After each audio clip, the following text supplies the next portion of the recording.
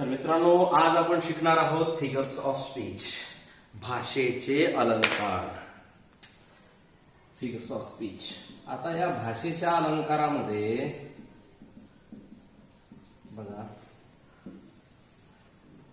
एकंदरीत आपल्याला याच्यात 24 फिगर ऑफ स्पीच पाहायचे आहेत. कशासाठी असतात हे भाषेचे अलंकार? तर भाषेला सौंदर्य प्राप्त करून देण्यासाठी. आणि विशेषतः भाषेला सौंदर्य प्राप्त म्हणजे नेमकं काय? तर तुम्ही बघितलं असेल की कविता जे रायटर, जे पोएट लिहितात, पोएट किंवा पोएटेस म्हणा, जे लिहितात ते विशिष्ट शैलीचा उपयोग करत असतात. काय म्हणजे ते वेगवेगळ्या भाषेच्या अलंकाराचा त्याच्यामध्ये उपयोग करतात.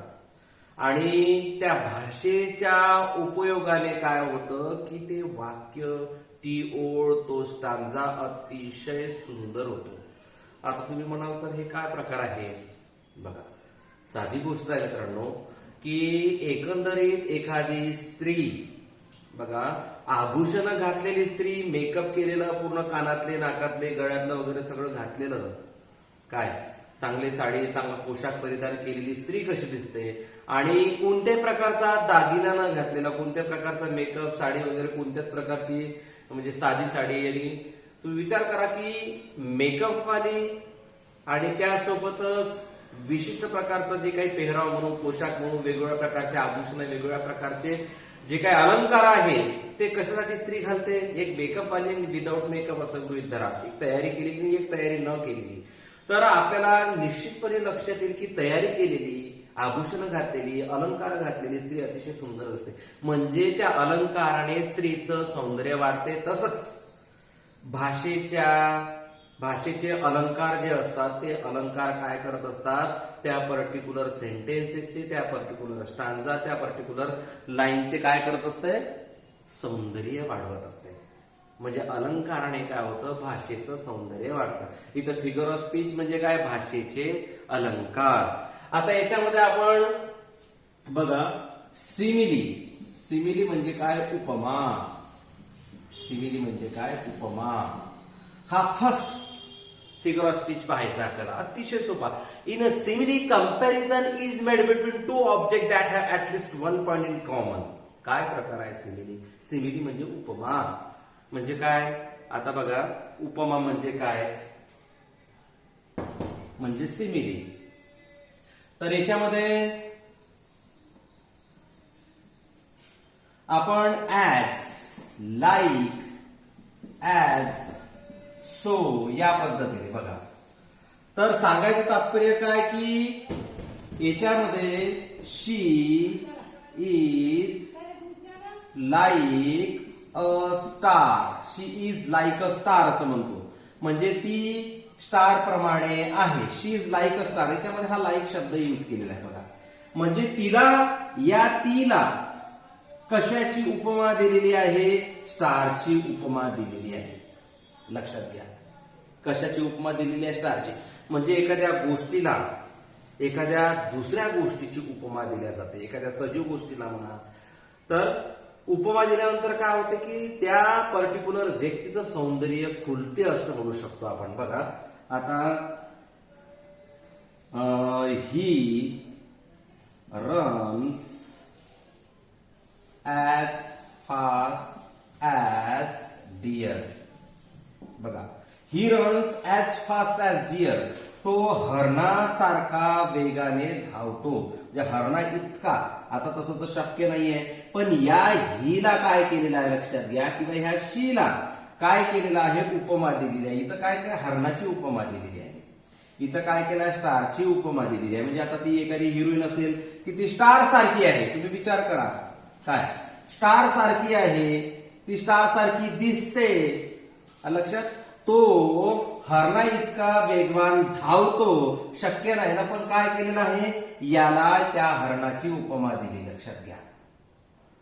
म्हणजे एकंदरीत ही जी पर्टिक्युलर व्यक्ती आहे, कोणी का असेना, आपल्याला कवी काय करतो की एखाद्या पर्टिक्युलर कवितेमध्ये एखाद्या मुलीबद्दल, एखाद्या मुलाबद्दल, एखाद्या स्त्रीबद्दल, आईबद्दल, बाबाबद्दल काहीतरी पूर्ण त्या कवितेमध्ये महत्व सांगण्याचा प्रयत्न करतो आणि त्यावेळेस मग वेगवेगळ्या गोष्टीची तो उपमा देत असतो. लक्षात घ्या, तुम्हाला लक्षात आलं असेल. किंवा त्याच्याही पेक्षा सोपं कसं लक्षात ठेवायचं, तर याच्यामध्ये ऍज, लाईक, ऍज, सो असे शब्द दिलेले असते. तसे शब्द दिले की तिथं काय झालं, सिमिली फिगर ऑफ स्पीच झालं. लक्षात घ्या. त्याच्यानंतर आता हे झालं सिमिली. आता मेटॅफर दुसरा फिगर ऑफ स्पीच. मेटॅफर स्पेलिंग बरोबर लिहावे लागतात. मेटॅफर म्हणजे काय, रूपक. सिमिली म्हणजे काय, उपमा. काय मेटॅफर म्हणजे काय, मेटॅफर म्हणजे रूपक. रूपक म्हणजे काय, त्याच्यामध्ये म्हणजे नेमकं रूपक अलंकार होतो काय. मराठीमध्ये सुद्धा रूपक अलंकार आहे. आता या दोन्ही अलंकारामध्ये एक स्लाइटली म्हणजे थोडासा चेंज आहे. बघा, सिमिलीमध्ये काय सांगितलेला, उपमा दिलेली असते. याच्यामध्ये काय की म्हणजे बघा, शी स्टार, ही डिअर, या पद्धतीने बघा, शीला स्टारची उपमा दिली, हिला डिअरची उपमा दिली. या पद्धतीने म्हणजे काय, महत्व सांगण्यासाठी असा प्रयत्न केलेला आहे. आणि मेटॅफर म्हणजे काय, it is condense form of simile. लक्षात घ्या, सिमिलीचं कंडेन्स फॉर्म. आता याच्यामध्ये काय की ती स्टार सारखी आहे, तो हरणासारखा धावतो. पण इथं काय म्हणायचं आहे, ती स्टार सारखी आहे. काय, ती स्टार सारखी दिसते. She looks like a star, she is like a star. लक्षात घ्या, म्हणजे याच्यातून तुमच्या सहजपणे लक्षात येतं की ती स्टार सारखी दिसते. अरे ती स्टार सारखी नाही दिसत, ती स्टारच आहे. ही runs as fast as deer, तो डिअर सारखा धावतो. अरे तो डिअर सारखा धावतो नाही, तो काय आहे, डिअरच आहे. हा, ते दुरून दिसणार ते गुलाबाचं फुल, गुलाबाच्या फुलासारखंच सारखं दिसते सिमिली. अरे ते गुलाबाच्या फुलासारखं दिसत नाही, गुलाबाचं फुलच आहे. अरे सलमान खान सारखा दिसतंय, अबे सलमानच होय ना. समजत आहे का तुम्हाला, साधी गोष्ट आहे. हा, त्याच्यामध्ये पटकन लक्षात येण्यासारखीच गोष्ट आहे. तो तिच्यासारखा दिसतो, तो त्याच्यासारखा आहे, उपमा. आणि याच्यामध्ये काय, तो तिच्यासारखा नाही, तोच आहे. शिवाजी महाराजासारखा दिसतंय यार, शिवाजी महाराजच आहे ना, ते काय तलवार सगळं. या पद्धतीने सांगायचं तात्पर्य, याच्यामध्ये लाईक, ऍज, सो असे शब्द वापरले जात नाही. मेटॅफरमध्ये, सिमिलीमध्ये ऍज, लाईक, सो असे शब्द वापरले जातात. काय, in a simile, comparison is made between two objects that have at least one point in common. In metaphor, it is condensed form of simile. That's enough. दोन्ही अलंकार निश्चितपणे तुम्हाला समजले असतील. आता बघा, ह्याच्यामध्ये दोन्ही अलंकार झाले. आता थर्ड क्रमांक आपण बघूया, पर्सॉनिफिकेशन. पर्सॉनिफिकेशन स्पेलिंग बरोबर लिहावे लागतात मित्रांनो. पर्सॉनिफिकेशन काय आहे, काय, पर्सॉनिफिकेशन, पर्सन, PERSON, पर्सन. मग त्याच्यानंतर आय यूज केला, स्पेलिंग चुकले की मार्क गेला. लक्षात घ्या, पर्सन म्हणजे व्यक्ती, आय, आणि बघा पर्सन आय, आणि फिकेशन. या पद्धतीने spelling simile, SIMILE, मेटॅफर METAPHOR. Spelling चुकता कामा नये. एक लेटर चुकलं की एक मार्क गेला. लक्षात घ्या. मग याच्यामध्ये personification. In a personification, inanimate object and abstract notions are brought together. म्हणजे काय मित्रांनो, की याच्यामध्ये बघा, निसर्गातील बऱ्याचशा गोष्टी, काय, निसर्गातली बऱ्याचशा गोष्टी सजीव असतात.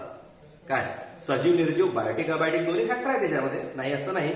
पण तुम्ही विचार करा की पर्सॉनिफिकेशन, निसर्गातल्या बऱ्याचशा गोष्टी निर्जीव सुद्धा असतात. परंतु कवी काय करते माहिती आहे का, त्याला त्या कवितेतून त्याला महत्व सांगायचं असते. फॉर एक्झाम्पल बघा, walls have years. Walls have years आपण ऐकलं असेल, भिंतीला हे कानं असतात. आता भिंतीला कुठं कानं असतात, कधी पाहिलेलं आहे. बघा, tree said comma into inverted comma, don't cut us. झाडांनी म्हटलं, झाडाबद्दलची एक पर्टिक्युलर पोएम आहे. सेंटेन्सेस स्वतः तयार करता येत नाही, कवितेतल्याच ओळी घ्यावी लागतात. एक्झाम मध्ये कवितेतल्या ओळी विचारल्या जाते, लक्षात घ्या. एक्झाम मधल्या त्या कवितेमधल्याच ओळी विचारल्या जाते. आणि म्हणून काय कवितेतले जे काही फिगर ऑफ स्पीच एक एक एक करून काढून मी जे काही नोट्स वगैरे तुम्हाला प्रोव्हाइड करेल ते वाचून घ्यायचं, डोंट वरी. त्यामुळे हे ओळखणं काही कठीण नाही आहे, त्याचा अभ्यास केल्यानंतर, लक्षात घ्या. आणि सोपं आहे सगळं. बघा, tree said, tree actually walls निर्जीव आहे, वॉल्स हॅव इयर्स, भिंतीलाही कानं असतात. आणि number 2, tree said don't cut us, झाड म्हणाला की मला कट करू नका, आम्हाला कट करू नका. झाड म्हणत असते का? कधी झाड बोललं आहे का तुमच्यासोबत? नाही. म्हणजे असे एक्झाम्पल वेगवेगळे घेता येतात. Star dance in the sky, आकाशामध्ये स्टार जे आहे त्यांनी डान्स केला, नृत्य केला. Flick flick flick flick flick flick flick flick, star कसे फ्लिकल होत असतात ना आकाशामध्ये, माहिती आहे तुम्हाला. मग याच्यामध्ये स्टार्स कधी डान्स करत नसते, ट्री कधी म्हणत नसते, आणि वॉल्सला काही कानं नसतात, लक्षात घ्या. Walls have years. आता याच्यामध्ये वॉल्स बघा निर्जीव आहे, ट्री भले सजीव आहे पण ट्री बोलत नसते. पण मानवाचे गुण आहे असं बघा, इयर्स मानवाचं गुण आहे, सजीवांचा गुण आहे. वॉल्सला इयर आहे असं म्हटलंय. ट्री कधी म्हणत नसते की मला कट करू नका म्हणून. सजीव आहे मान्य, पण बोलता येत नाही, मानवाचे गुण थोडीच आहे. मानव म्हणतो, मानव म्हणेल ना, मानव बोलेल, पण इथे ट्री बोललेला आहे. Star dance in the sky, star dance करत नाही, नैसर्गिक त्याची प्रक्रिया आहे, ते फ्लिकर करत असतात, असे असे असे त्याची चमक जी आहे ती अशी अशी अशी करते. म्हणजे आपल्याला कवीला मात्र कसं दिसतंय, बापरे आकाशामध्ये जणू काही डान्स करत आहे. कवीचं मन कवी कशा प्रकारे विचार करतो, एखादी फिगर ऑफ स्पीच कसे असतात मित्रांनो बघा, आधी हे समजून सांगतो तुम्हाला. स्टार्स, ट्री आणि वॉल्स म्हटलेलं आहे. मग हे मानवाचे गुण आहे. मग here walls have person, walls are personified, tree is personified, stars are personified, असं त्याचं एक्सप्लेनेशन होईल. बघा की कवी वेगळ्या पद्धतीने विचार करतो, म्हणून बऱ्याचशा कविता आजही फेमस आहे. काय खूप फेमस आहे. मानसट कविता ज्या आहेत त्या फेमस होत नसतात. बरेचसे कवी एवढे चांगले चांगले कवी होऊन गेलेले आहे या याच्यामध्ये जगामध्ये, की त्यांच्या कविता आपल्याला खूप छान वाटते, मनाला कुठेतरी स्पर्श करून जातात. बघा ह्या अलंकाराचा उपयोग कसा, एखादी समजा गटारात किंवा कुठेतरी याचा चिखलामध्ये एखादी म्हैस बसलेली आहे, बफेलो बसलेली आहे, आणि मग ती निघते. आणि मग काय करते, उन्हाळ्यामध्ये बसत असते चिखलामध्ये, काय गारवा पाहिजे असतो बफेलोला, म्हणून ते बफेलो बसत असते. आणि मग बफेलो निघते आणि मग जायचं असतं तिला तिच्या घराकडे. मग जात असताना आपण काय म्हणतो, बफेलो चालली. माझं मन असं म्हणतो, तुम्ही काय म्हणता, किती घाणेरडी चालली. पण कवी थर्ड पर्सन आहे का म्हणेल, किती बफेलो, कशी बफेलो दिसते, किती घाणेरडी, सरक सरक सरक, आणि बफेलोला वाट करून देईल. परंतु एखादा कवी नाही का कसा विचार करेल त्या बफेलो बद्दल, त्याला ओळी सुचेल, त्याला त्याच्यातलं सौंदर्य दिसते, त्याला ओळी सुचेल. काय तो काय म्हणणार, सुंदर लावण्यवती मदनाची राणी कशी दुडक्या पावलाने चालत आहे, तिच्या घरी निश्चितपणे ती जात असेल, आणि आपल्या बाळाच्या ओढीने तिच्या घरी ती जात असेल. ही लावण्यवती मदनाची राणी कोणाची ग पत्नी तू. बघा आता मी हे काहीतरी जुळवा करून सांगण्याचा प्रयत्न केला, पण सांगायचं तात्पर्य कवी नाही का अशा प्रकारे विचार करतो. पण एवढे आपल्याला विचार येतो ना की असे कसे शब्दप्रयोग हा यूज करत असेल, आणि ते शब्दप्रयोग मग आपल्याला आवडतात. म्हशीचं किती छान सुंदर वर्णन केलं त्यांनी, त्या कवीने. आपण नाही विचार करू शकत, मग आपण त्या कविता वाचत असतो, आपलं कवीचं म्हणणं असते. असे बरेचसे आपण कविता वाचल्या असेल, आरात होय फुलनी प्रणयी पलाशत एकी रसाला तरुही मधु गंध पाशा ऐकूने, अशा बऱ्याचशा कविता, बऱ्याचशा ओळी आपण वाचल्या असेल. अरे खोप्यामध्ये खोपा सुगरणीचा चांगला, देगा पिलासाठी तिनं जीव झाडाले टांगला. आपण बरेचसे चित्रपटातले गाणं सुद्धा कविताच असतात, त्याला म्युझिक देऊन आपण गाणं म्हणतो. तुम्ही बरेचसे गाणे 1 2 3 4 5 6 7 8 9 10 11 12 13 गाणं ऐकलाय तुम्ही. तर हे गाणं बघा, 14वीं का चांद हो या आफताब हो, जो भी हो तुम खुदा की कसम लाजवाब हो. वा काय गाणे असतात वा. परंतु प्रत्येक त्या गाण्यामध्ये फिगर ऑफ स्पीच आहे मित्रांनो. 1 2 3 असेंडिंग ऑर्डर, डिसेंडिंग ऑर्डर, मी सांगतो तुम्हाला ते क्लायमॅक्स अँटी क्लायमॅक्स त्याच्यामध्ये यूज केलेला आहे. 14वीं का चांद हो या आफताब हो, जो भी हो तुम खुदा की कसम, आने से उसके आई बाहर, जाने से उसकी जाई बाहर, बडी मस्तानी है मेरी महबूबा. अरे हायपरबली अलंकार वापरलेला आहे मित्रांनो त्याच्यात. म्हणजे ना hyperbole a statement is empathetic by overstatement. ओढून ताडून नाही का एखादं तेलमीठ लावून गोष्ट सांगितली जाते. आने से उसके आई बाहर म्हणजे एवढं, ते आली म्हणजे आई बाहर, जाने से उसकी जाई बाहर, बडी मस्तानी है मेरी महबूबा. चौदहवीं का चांद हो या आफताब हो, जो भी हो तुम खुदा की कसम लाजवाब हो. अरे असं कसं? काही का असे ना देवाची शपथ घालून लाजवाब आहे. म्हणजे किती हायपरबेलिक स्टेटमेंट आहे. हायपरबेली सुद्धा एक फिगर ऑफ स्पीच आहे मित्रांनो. क्लायमॅक्स, अँटी क्लायमॅक्स हे सगळं आपल्याला पाहायचं आहे. म्हणजे भाषेचं सौंदर्य वाढवण्यासाठी या फिगर ऑफ स्पीचचा उपयोग केला जातो. पर्सॉनिफिकेशन निश्चितपणे तुम्हाला समजलं असेल. त्याच्यानंतर बघा आता ऍपॉस्ट्रॉफी. ऍपॉस्ट्रॉफी परोक्ष संबोधन अलंकार म्हणतात. म्हणजे निसर्गातल्या बऱ्याचशा गोष्टी नाही का आपल्यासमोर उपस्थित नसतात, परंतु काय सहजपणे असं म्हणजे बऱ्याचशा निर्जीव गोष्टी सुद्धा समजा सजीव गोष्टी कोणत्या आपल्यासमोर हजर नसतात, परंतु हा अलंकार बघा कशा प्रकारे वापरतात. परोक्ष संबोधन म्हणजे हजर नसतानाही जणू काही ते हजर आहे असं गृहीत धरून काय केलं जाते त्याचा म्हणजे त्या ठिकाणी यूज केला जाते. म्हणजे त्या ठिकाणी हजर नसतानाही सुद्धा प्रेझेंट आहे असं गृहीत धरला जाते. म्हणजे बघा आता काहीतरी एखादा व्यक्ती काहीतरी प्रॉब्लेम मध्ये असतो काय आणि पुन्हा प्रॉब्लेमवर प्रॉब्लेम आता जात आहे, त्याची गाडी भडकन पंक्चर झाला. अरे बापरे, ओ माय गॉड, काय झालं हे जेव्हा, बापरे, ओ माय गॉड. गॉड तिथे आहे का? नाही आहे. लक्षात घ्या, तिथे नाही. Actually God is master of all creation. God is everywhere. He is omnipotent, omnipresent, no doubt.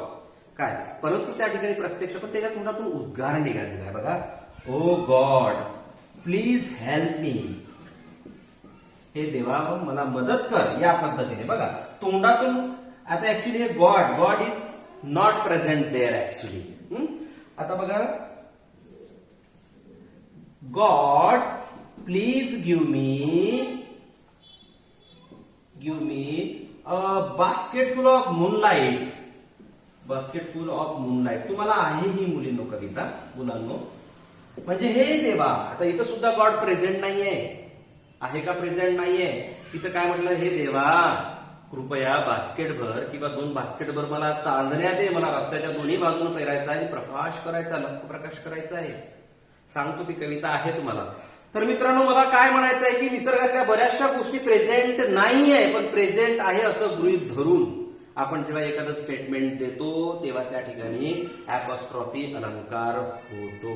निर्जीव गोष्टीला सुद्धा त्या ठिकाणी उद्देशून बोलल्या जाते. लक्षात घ्या. काय काही जणांची आई मरण पावलेली असते. काय आपण म्हणतो ना आपल्या तोंडात सदैव आईचं नाव निघते. काही जणांची आई मरण पावलेली असते, वडील मरण पावलेले असते, दुर्दैव असते है की नाही. तर मग त्यावेळेस तो म्हणतो आई मला मदत कर, तू असती तर माझ्यावर अशी पाळी आली नसती ग, मी तुला ओळखू शकलो नाही, किती छान होतीस ग तू. आता आई त्या ठिकाणी प्रेझेंट नाहीये मित्रांनो. ऍपॉस्ट्रॉफी अलंकार वापरलेला आहे. पर्सॉनिफिकेशन लक्षात आलं असेल, सिमिली लक्षात आलं असेल आणि या ठिकाणी मेटॅफर, सिमिली मेटॅफर. इथं पर्सॉनिफिकेशन apostrophe. In a simile, comparison is made between two objects that have at least one point in common. Metaphor, it is condensed form of simile. And personification means what actually? In our surrounding everywhere, maybe living things or non-living things. Okay? So, if they are personified, then definitely we can say personification figure of speech occur there. In the same way, apostrophe. In our nature, there are maximum things which is not present in that particular situation, but we pronounce them. At that moment, we can say there is figure of speech apostrophe. Did you understand, friends?